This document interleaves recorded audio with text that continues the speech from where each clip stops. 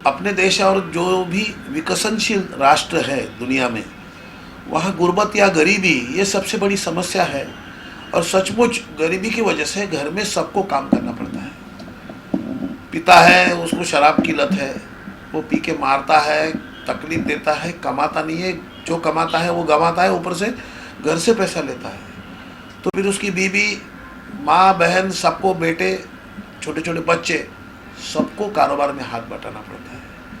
ये हो गई मजबूरी, और उसी मजबूरी का फ़ायदा उठाना ये इंसानों की फितरत है।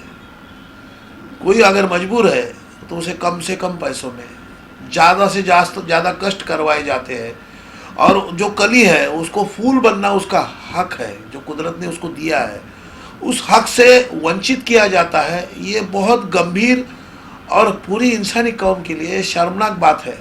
उसके लिए फिर यूएनओ ने और अपने देश में कानून बनाए जाते हैं, कानून का सपोर्ट दिया जाता है। महिला बाल विकास डिपार्टमेंट है, पुलिस महकमा है, प्रसिद्धि माध्यम के प्रतिनिधि है।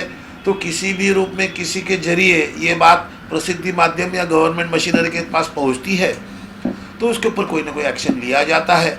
लेकिन 100 केस या 1000 केस में एक केस के बारे में किसी को बताया जाता है, कंसर्न ऑफिसर को या प्रसिद्धि माध्यम के प्रतिनिधि को, तो जो हजारों में एक केस सामने आता है उसी में चर्चा होती है, उसी में गंभीरतापूर्ण विवाद होते हैं, चर्चा, गुनाह दाखिल होता है। लेकिन ये जो प्रवृत्ति है उसके खिलाफ हम सब लोगों ने मिल के कुछ करना चाहिए। हर शहरी का ये फ़र्ज़ है, क्योंकि यही मुसीबत, यही जो तकलीफ़ है ये हमारी ज़िंदगी में भी आ सकती थी। और गरीबी ये कोई बीमारी या कोई पाप नहीं है। किसी का एप्लीकेशन ईश्वर, अल्लाह, गॉड, भगवान या कुदरत ने नहीं मंगवाया था कि किस घर में पैदा हो रहे हो। वैसा अगर होता था तो करोड़पतियों के घर में हजारों लाखों बच्चे पैदा होते थे, गरीब के घर में बच्चा ही नहीं पैदा होता था। तो गरीबी ये कोई बीमारी नहीं है। अच्छा, उसकी कोई खुद जिम्मेदार भी नहीं है उसका, तो उसको पढ़ने का, आगे बढ़ने का हक है, कली को फूल बनने का हक है। ये इसी के लिए ऐसे कानून बनाए गए हैं और उनके ऊपर कार्रवाई भी होती है। लेकिन सर, इतने कानून होने के बाद भी इन सब चीज़ों पे कहीं ना कहीं, मतलब इन सब चीज़ों में कमी नहीं हो रही है, तो क्या वजह है कि हमारा कानून कमज़ोर क्यों पड़ रहा है इस पर कार्रवाई करने? एक तो पब्लिक अवेयरनेस या लोगों का सहभाग ज़्यादा ज़रूरी है।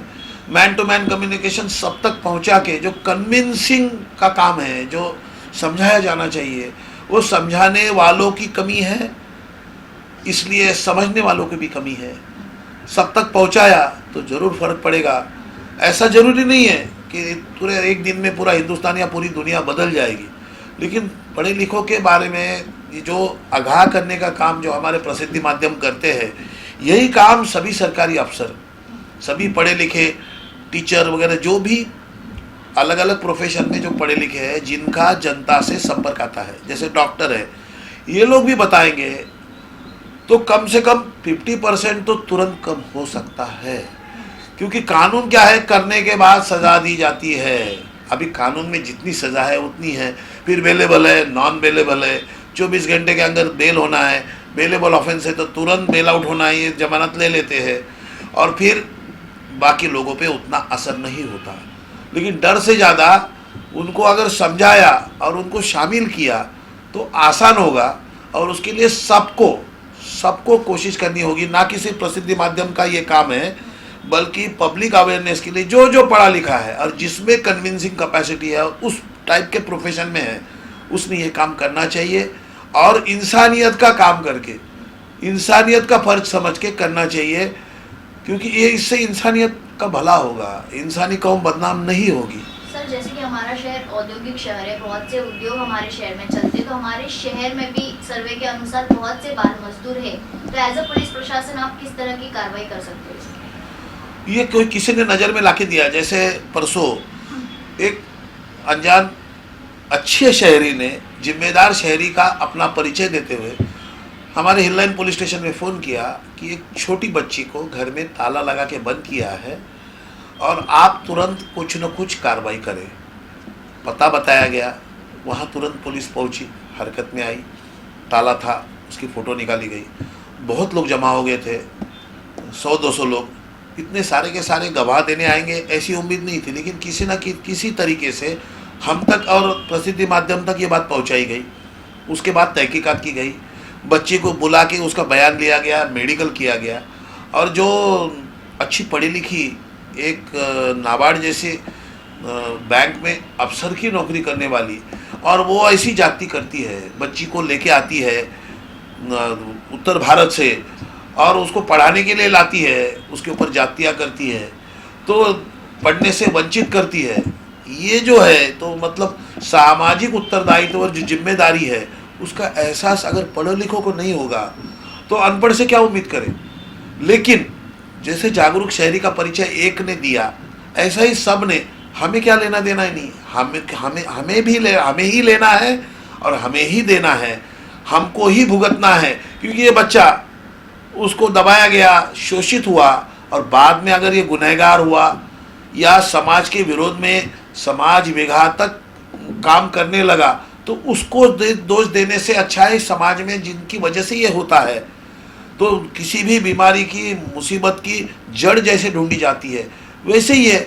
बचपन में उनको बचपन से वंचित किया गया, पढ़ने से, आगे बढ़ने से वंचित किया गया, तो गुनहगार और जो स्वार्थी लोग हैं उनका फ़ायदा उठाएंगे और उनका रोष, उनका गुस्सा वो समाज के ऊपर निकालेंगे। अगर गुनहगार बनेंगे तो हम सबको भुगतना पड़ेगा, और ये घर घर की कहानी बनने की नौबत आएगी, क्योंकि हम लोग भी सफ़रर होंगे। जितनी गुनहगारी बढ़ेगी तो हम सबको भुगतना पड़ेगा। ये मैच्योरिटी रखनी चाहिए और ज़्यादा से ज़्यादा लोगों ने बताना चाहिए अपनी जिम्मेदारी। क्योंकि ये यूएनओ या कानून क्यों बोलता है ऐसा, मजबूरी में गरीब को काम करना पड़ता है, लेकिन पढ़ना, आगे बढ़ना ये हक उसका है, कली को फूल बनने का हक है। इसीलिए ये सामाजिक संगठन, एनजीओ सब जो कोशिश कर रहे हैं कि भाई उनको पढ़ाओ लिखाओ। थोड़ा बहुत काम किया तो कोई बहुत ज़्यादा मुसीबत नहीं आती, मजबूरी में करना पड़ता है। लेकिन अभी वो मजबूर है तो कम पैसे में ज़्यादा से ज़्यादा घंटे, जहाँ जान का खतरा है, जान जोखिम में है, इन्फेक्शन है, बहुत सारी बीमारियां हो सकती है, या आँखों की रोशनी कम होती है, ऐसे उद्योगों में, ऐसे औद्योगिक क्षेत्र में उनका इस्तेमाल होता है, और जिससे इंसानियत की बहुत बड़ी हानि हो रही है। तो सब लोग किसी भी तरीके से हम तक पहुँचाएँ। बहुत बार प्रसिद्धि माध्यम तक पहुँचाते हैं, वो भी हमें हमारे पास पहुँचाते हैं, तो हम सब मिलके वही काम करते हैं जो हमें करना चाहिए। तो आज हमने देखा